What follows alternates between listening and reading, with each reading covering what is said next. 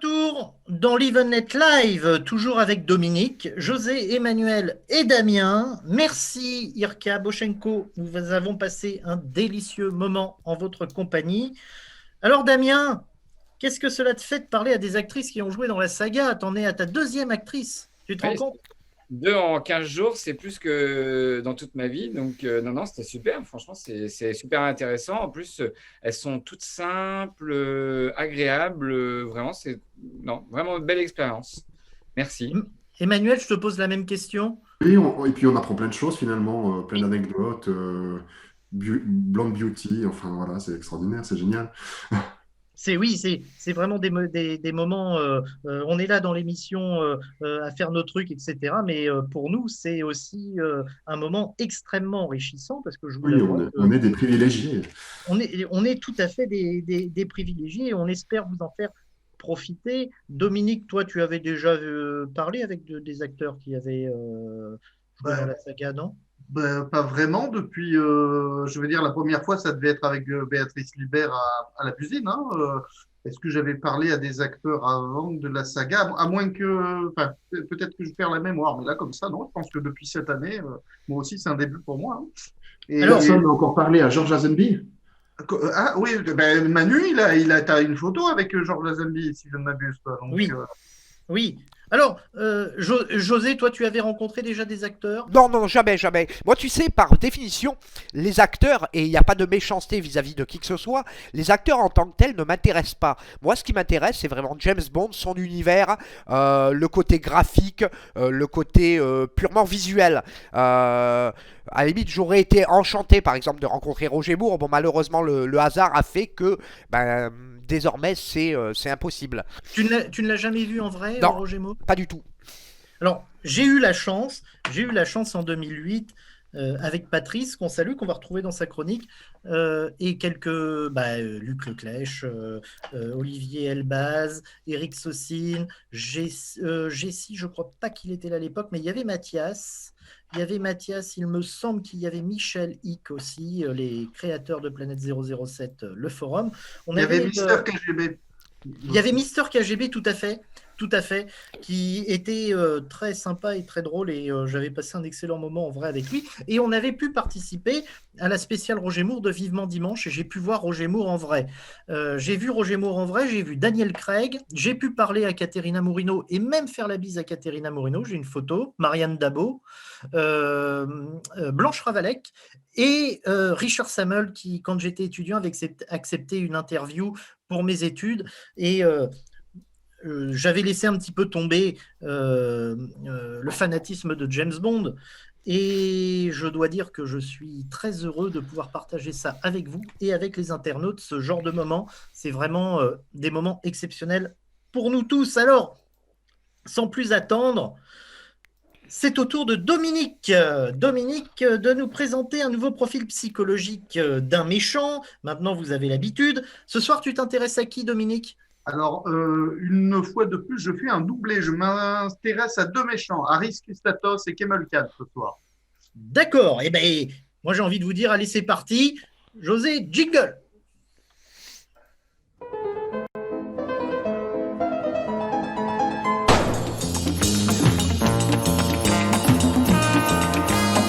De nouveau, ce soir, un doublé. Hein. Je m'intéresse à deux méchants, une fois n'est pas coutume. Je vais aujourd'hui vous amener sur la piste clinique de Harris Christatos et Kemel Khan, qui partagent des caractéristiques psychologiques très similaires. Ils sont tous les deux distants d'un film. Christatos dans Rien que pour vos yeux, Kemel dans Octopussy. Je me baserai sur les interprétations de Julian Glover et Louis Jourdan. La question pour Kemel Khan étant encore plus évidente puisqu'il ne s'agit pas d'un personnage littéraire.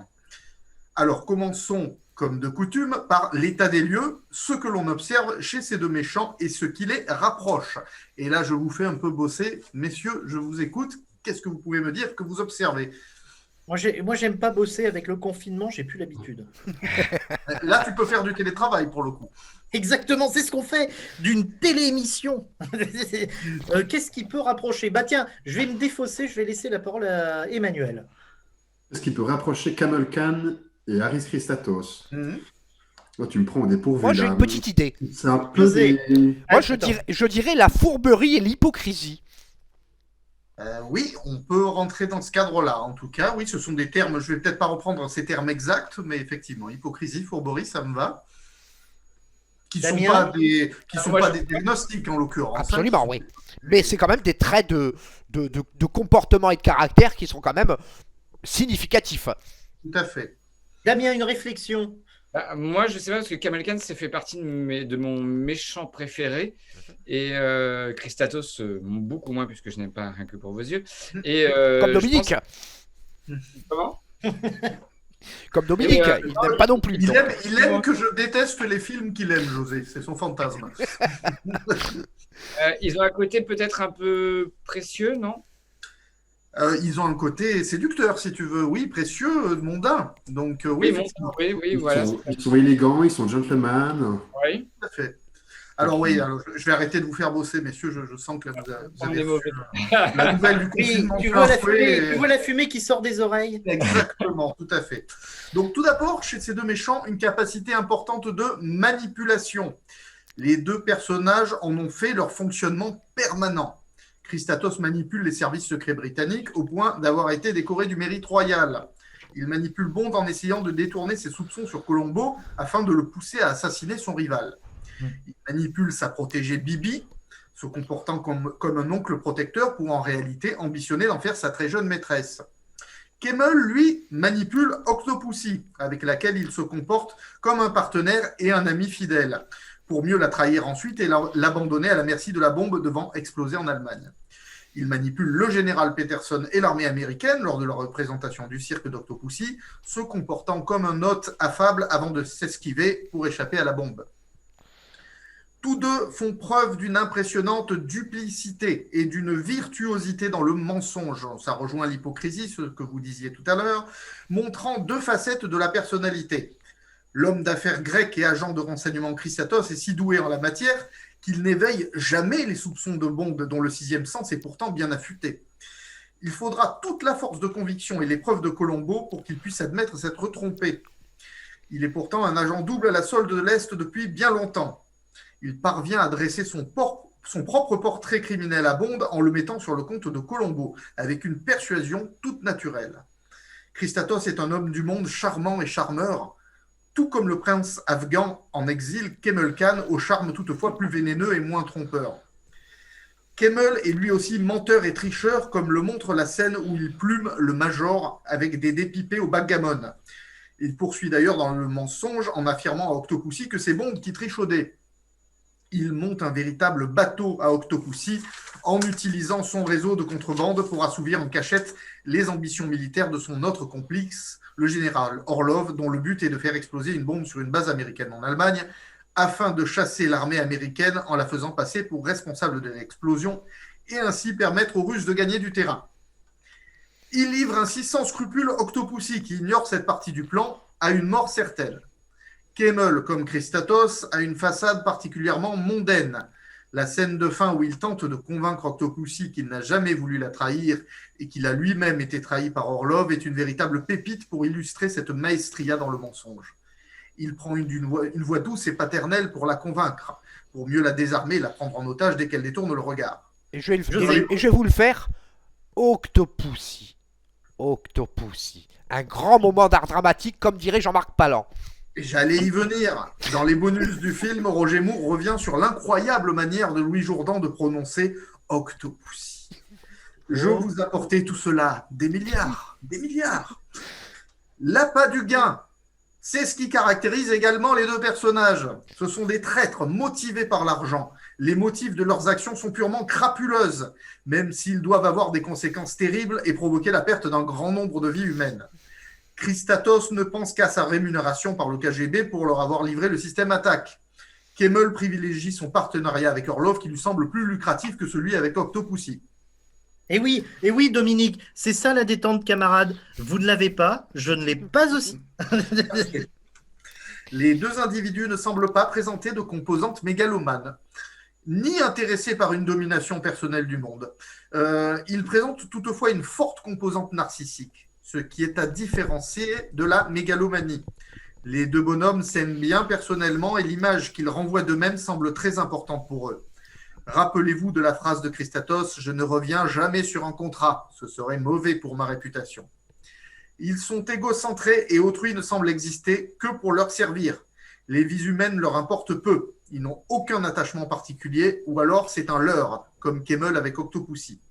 Kemmel n'hésite pas à envoyer à la mort son fidèle garde du corps Gobinda en exigeant de lui qu'il sorte affronter Bond sur la carlingue de l'avion. Christatos et Kemmel, j'ai fait un mix entre les deux Christatol, hein, c'est un prochain ennemi dans la saga. Hein, Un lapsus révélateur. tout à fait. Et sont des Dominique. Oui.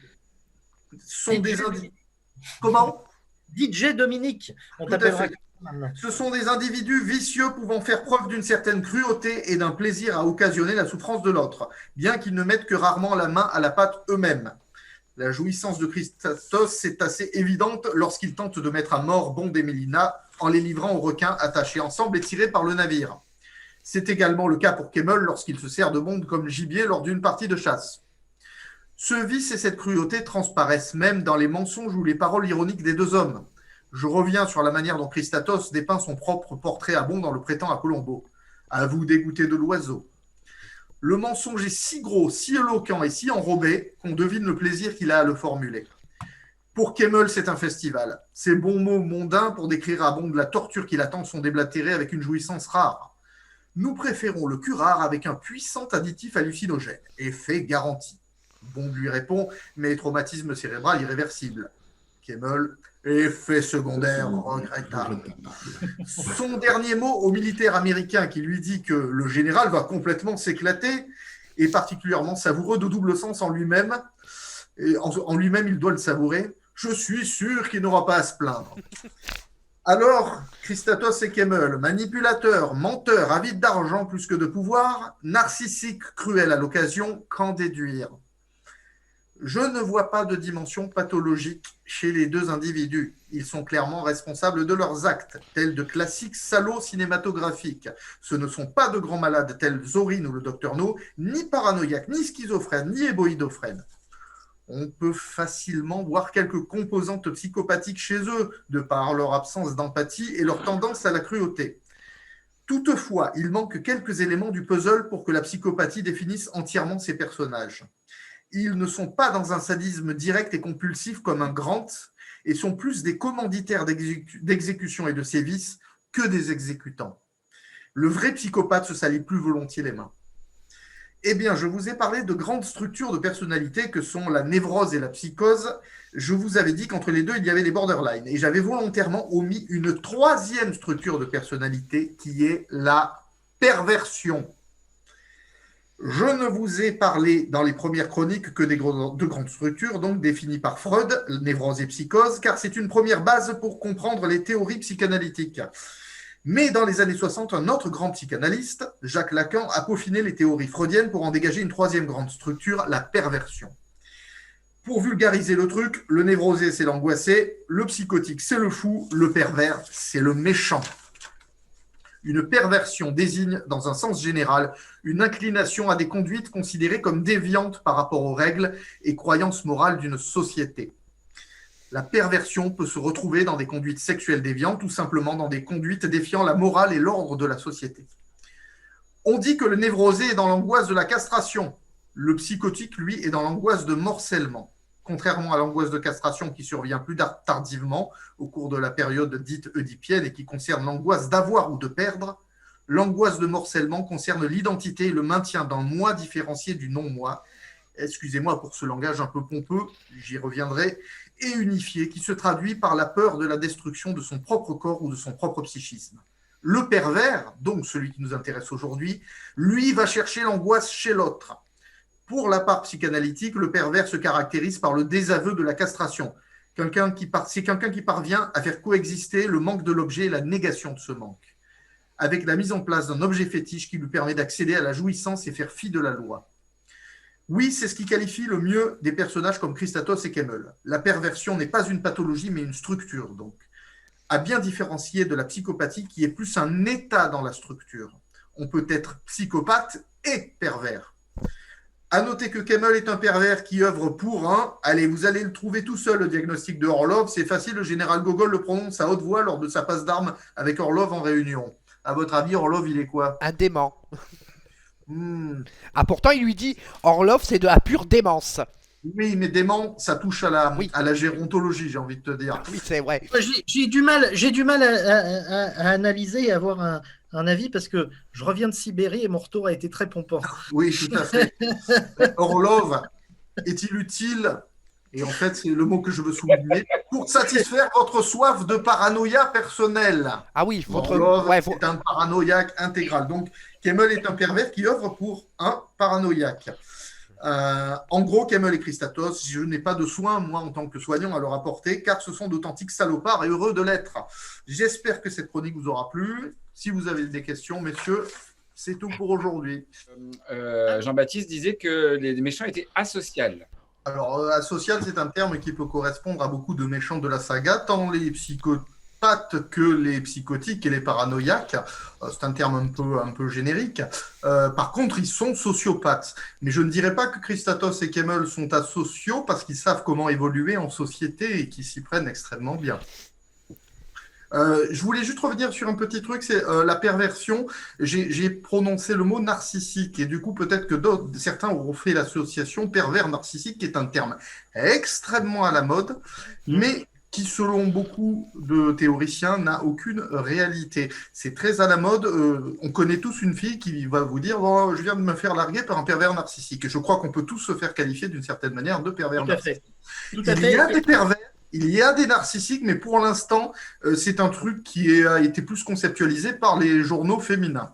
Et c'est bien de le dire et de le préciser parce que c'est un terme qui est extrêmement à la mode depuis au moins 2 ans. Et il y a énormément de livres qui sortent sur le pervers narcissique et c'est un terme qui découle beaucoup sur les réseaux sociaux, notamment Facebook, qu'on voit régulièrement. Et qui n'a pas, a priori, de réalité. Attention, je ne suis pas en train de contester les violences qu'ont pu subir les femmes en question. C'est simplement qu'il y a une espèce de phénomène de mode où il faut absolument faire... rentrer son ex dans la case de pervers narcissique. Il y a des pervers, il y a des gens violents, mais le pervers narcissique est un mythe.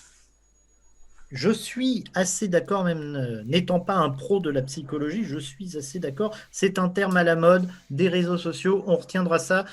Somme toute, on garde quand même un doute sur le terme pervers narcissique de ces femmes qui ont plus envie de se venger de son ex, même si il y a sans doute, et c'est un fait, des femmes qui subissent beaucoup de violence et on le dénonce. Oui, c'est juste le terme que je récuse. Tout à fait, et c'est bien de le préciser. Et on récuse aussi le terme. Alors, je vous rappelle que vous pouvez retrouver les chroniques de Dominique sur notre chaîne YouTube, Planète 007 Live. Lundi a été mise en ligne l'analyse psycho d'Elliot Carver et son célèbre Hunchman, Second Couteau, Air Stamper du film Demain ne meurt jamais. Je rappelle que nous vous proposons du contenu original sur James Bond et en français, ce qui est assez rare. Alors soutenez-nous et s'il vous plaît, abonnez-vous à Planète 007 Live, notre chaîne YouTube. Merci Dominique. Et puis, on peut te dire à lundi sur justement notre chaîne YouTube Planète 007 Live pour une nouvelle vidéo, une nouvelle analyse psychologique. Alors, maintenant, il nous l'avait promis. Et contrairement aux politiques, lui, il tient ses promesses. Après avoir teasé la semaine dernière sa nouvelle chronique pour Live and Let Live, Patrice Gaudin, Patoche pour les intimes, et je dois dire qu'il y a mis sur cette vidéo de l'huile de coude. Il revient pour humour et désinvolture. José, jingle.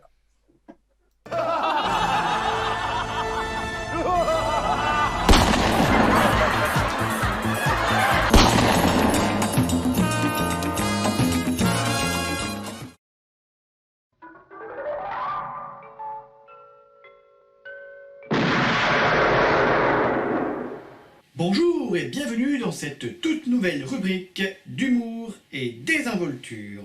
Nous allons tout d'abord nous pencher sur le début. Et un film de James Bond, ça commence par quoi? Bah, c'est le gun barrel, bien sûr. Ah, ok. Bon, je reprends. Attends, quoi? Bah, avant de continuer, ça veut dire quoi, humour et désinvolture? Ah oui, tiens, pas bête. Un dictionnaire, un dictionnaire, un dictionnaire, un dictionnaire. Ah, un dictionnaire. Alors, humour, humour.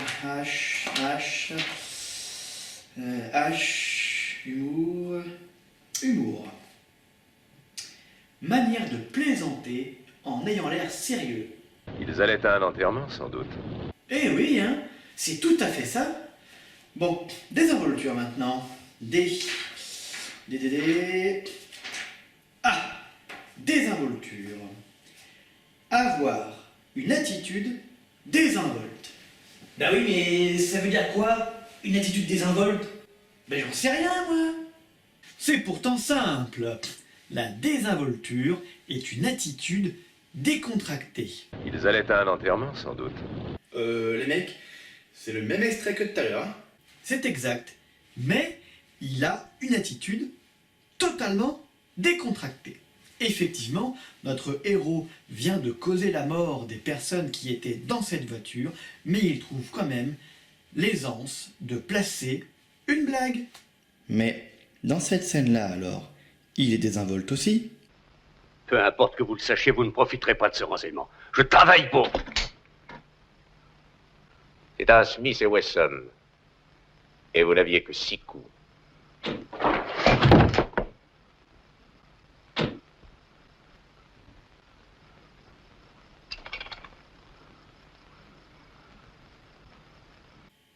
Effectivement, mais dans cette scène, on peut aussi y voir une énorme forme de sadisme de la part du héros incarné par Sean Connery. Bref, revenons au tout début. Nous pouvons voir ici le gun barrel, géniale invention de Maurice Binder, avec à l'intérieur le cascadeur Bob Simmons. En effet, le gun barrel ne représente-t-il pas la désinvolture propre à James Bond? Je me balade, une menace. Pah! Trop facile. Je connais même des gens qui plaisantent en disant qu'après avoir vu le gun barrel, on peut éteindre sa télé ou sortir de la salle de cinéma. En un sens, ce n'est pas tout à fait faux. Dans le gun barrel, il y a tout. Il donne le ton. Il nous montre ce qui va se passer dans le film. En quelque sorte, on peut même dire que le gun barrel, c'est la bande-annonce, l'amuse-gueule. Il nous dit à chaque fois au début du film « Venez voir comment James Bond va encore se débarrasser de tous ses ennemis sans être décoiffé ni blessé ». Bien entendu, il y a quelques exceptions. Il faut bien que notre héros soit de temps en temps blessé, malmené, ou tout du moins menacé. Revenons sur cette histoire de désinvolture. Dès le premier film, en 1962, Sean Connery, l'acteur, et Terence Young, le réalisateur, ont tout de suite travaillé ensemble pour trouver justement ce personnage. Il en est ressorti ce regard perçant du personnage et cette démarche féline qui fait que toutes les femmes se retournent vers Bond et le désirent et que tous les hommes aimeraient être à la place de notre héros James Bond. Une démarche féline, comme ici par exemple. Non, autre chose s'il vous plaît. Non plus. Non, pas encore. Ah, voilà la démarche féline de Sean Connery. Également, dès les premiers films, le Bond incarné par Sean Connery lance de temps en temps quelques bonnes blagues pour désamorcer des situations tout à fait stressantes. Sergent, veillez à ce qu'il ne se sauve pas.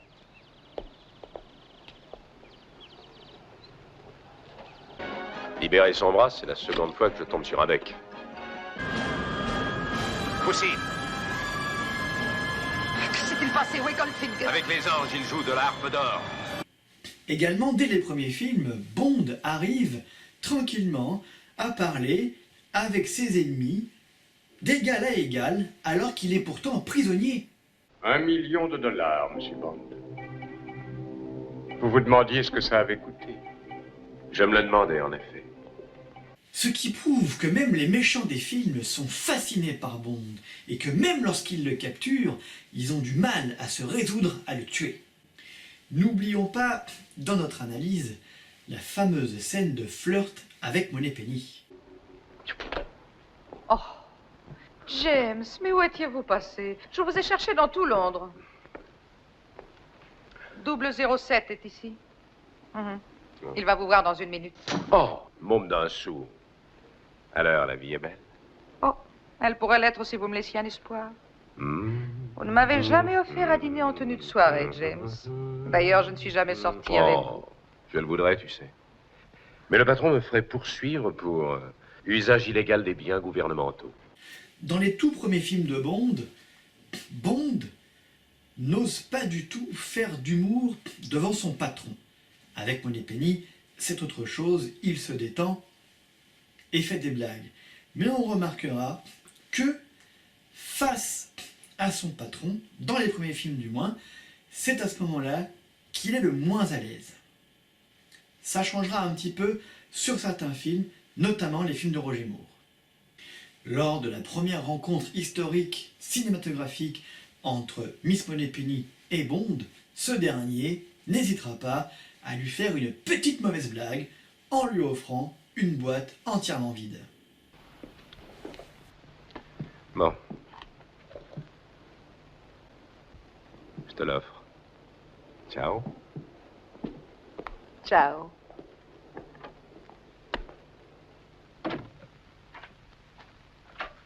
Curieusement d'ailleurs, le montage de Peter Hunt de l'époque ne montre pas assez la déception de Miss Moneypenny à ce moment-là. La fin du film également, puisque nous analysons beaucoup Dr. No aujourd'hui, donne le ton pour les films à venir. Effectivement, à la fin de ce film, James Bond, après avoir déjoué les plans d'un méchant machiavélique, a réussi tout de même, tout au long de l'histoire, à se trouver une jolie femme, à la séduire, et ensuite à se prélasser avec elle en plein milieu de la mer, après avoir sauté d'une île totalement en feu. Ouais, du bateau! Ouais, monsieur Bond! Que puis-je faire pour vous? Vous avez besoin d'un coup de main? Vous n'en avez pas besoin. Mais pour conclure, pour ce premier film Dr. No, ce qui évoque totalement ce détachement, cette décontraction, cette aisance en toute situation, c'est bien sa toute première apparition. Et j'admire votre chance, monsieur. Bond. James Bond. Et pour ceux qui préfèrent, on peut même la mettre en anglais. I admire your luck, Mr. Bond. James Bond. Merci à tous d'avoir suivi cette chronique. La prochaine fois, nous nous pencherons un peu plus sur les blagues dites par Sean Connery dans les premiers films. Sont-elles sexistes, misogynes, voire même racistes? C'est ce que nous allons analyser une prochaine fois. De retour dans Live Net Live avec Dominique, Damien, José, Emmanuel. Dominique qui nous a fait une petite fin de 007 à la Goldfinger qui au dernier moment a réussi à désamorcer la bombe. Exactement à ce à quoi tu étais en train de penser. Alors, comme il est désormais de coutume, et on salue Patrice qui a vraiment mis de l'huile de coude, je le répète, dans sa vidéo, parce que vraiment, je pense que c'était une vidéo de qualité. Vous pourrez la retrouver version YouTube dès demain ou après-demain, ou ce week-end d'ailleurs, et on vous transmettra le lien sur la page du groupe Planète 007 sur Facebook. Et comme il est dorénavant de coutume, Paul-François Bénigny. Ah, un AVC. Encore là, vraiment, il faut aller voir un neurologue. Hein. Comment? Il faut aller voir un neurologue, ça fait 2 AVC que tu nous fais. Hein. Oui. Et ce soir, écoutez, Paul-François nous présente un objet de Goldfinger. Moi, ça m'a perturbé et ça me perturbe toujours. Et je vous dis Let's go! Amis, ce soir, je vous présente une magnifique pièce de ma collection, pièce qui est du film Goldfinger, du pré-générique, où on voit Sean Connery arriver dans l'eau avec ça sur la tête. Il utilise pour venir incognito sur une île en Amérique latine pour faire sauter des lignes de drogue. Cette pièce, j'ai pu la trouver grâce à une amie qui fait des répliques de cinéma et qui n'est pas spécialisée dans James Bond. Et j'ai cherché sur le net plein de photos pour lui donner le plus d'indices possible pour qu'elle puisse me la reproduire au plus exact possible. Et la mouette que vous voyez là-dessus est une réplique qu'on utilise pour faire les mouettes dans les zoos, les animaux dans les zoos. Voilà, c'est une magnifique pièce que j'ai depuis 2-3 ans. J'en suis très fier parce qu'avec toute personne avec qui j'ai pu en parler, ils m'ont tous dit que c'était introuvable et que ça n'existait pas. Et je vous dis, rendez-vous dans 15 jours pour une nouvelle pièce exceptionnelle de ma collection dans les objets de 007 Corsica, tous ces gadgets. À très vite.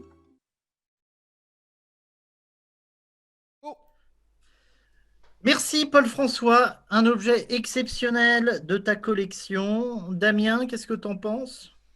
Bon, moi, je suis toujours ébloui par la collection de Paul François. Écoute, même le masque pigeon de Goldfinger, il l'a. Ouais, je suis impressionné. Vraiment, je suis vraiment très impressionné. C'est vraiment un grand collectionneur. Ouais. Alors, et je trouve que c'est un objet qui peut servir pour le confinement, pour pouvoir tricher, hein, du coup, je veux dire, pour si on t'a pas ton attestation et que tu veux Exactement. Sortir. Oui, pour nous les Français, mais pour les Suisses, non, parce qu'ils ne sont pas encore confinés. Emmanuel, qu'est-ce que tu penses de la collection de Paul François? Ah, mais elle est extraordinaire. Et moi, je suis très admiratif des gens qui ont des collections comme ça, parce que à leur place, je me dirais, mais à quel moment tu finis? Tu sais, tu es pris dans une sorte de vertige. Je me dis, moi, je ne pourrais pas commencer parce que je viendrais presque, donc je viendrais presque fou. Donc, je suis très admiratif des gens qui commencent des collections comme ça. Il y a celle de Paul François, il y a aussi celle de Lucas. C'est bien son Ah oui, prénom, je Lucas, crois. oui. Qui est aussi très impressionnante. Donc, Michael Tourner, qui aime beaucoup les poupées, d'ailleurs, qui nous partage des photos de sa collection de poupées qui sont assez exceptionnelles. Et je tiens à dire aussi que Paul François, en privé, nous disait que il était en train de construire sa maison, il comptait faire une pièce exclusivement réservée à sa collection. Alors, j'espère être l'un des premiers, et Planète 007 être l'un des premiers à pouvoir visiter le futur musée de Paul François, parce qu'il a vraiment des pièces exceptionnelles, hein. Alors, Paul François organisera un concours pour fêter les 300 membres de sa page YouTube 007 Corsica. Alors, à gagner 3 lots exceptionnels. Pour l'instant, ces 3 lots, ils restent secrets, mais je peux vous dire, les ayant vus, et en toute connaissance de cause, et José est complice avec moi, qu'ils valent, excusez-moi du terme, leur pesant de cacahuètes. Tout fan de James Bond aimerait les posséder, mais évidemment, je ne vous dis rien. Je laisse 007 Corsica, alias Paul-François Benini, vous les annoncer. Et d'ailleurs, les gagnants seront annoncés sur sa chaîne YouTube et aussi en direct sur l'Evenlet Live. Alors, merci Paul-François. Et nous faisons tout de suite une petite pause avant le grand débat de la soirée. À tout de suite.